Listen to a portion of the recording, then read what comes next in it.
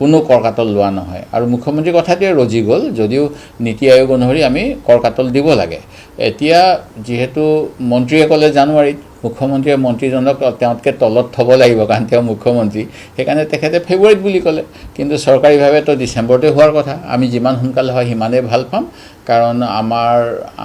দলীয়ভাৱে আমিও প্ৰস্তুত কাৰণ আমি জানোৱেই যে যোৱা সময়ত যিহেতু 5 বছৰৰ কাৰণে পঞ্চায়ত হৈছিল আৰু তেওঁলোকৰ টাৰ্মটো যোৱা বছৰে এক্সপায়াৰ কৰিলে সেই গতিকে এতিয়া যিমান সোনকালে পাৰি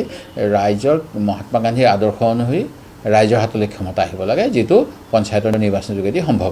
কোনো কৰকাতল লোৱা নহয় আৰু মুখ্যমন্ত্ৰীৰ কথাটোৱে ৰজি গ'ল যদিও নীতি আয়োগ অনুসৰি আমি কৰকাতল দিব লাগে এতিয়া যিহেতু মন্ত্ৰীয়ে ক'লে জানুৱাৰীত মুখ্যমন্ত্ৰীয়ে মন্ত্ৰীজনক তেওঁতকৈ তলত থ'ব লাগিব কাৰণ তেওঁ মুখ্যমন্ত্ৰী সেইকাৰণে তেখেতে ফেব্ৰুৱাৰীত বুলি ক'লে কিন্তু চৰকাৰীভাৱে তো ডিচেম্বৰতে হোৱাৰ কথা আমি যিমান সোনকালে হয় সিমানেই ভাল পাম কাৰণ আমাৰ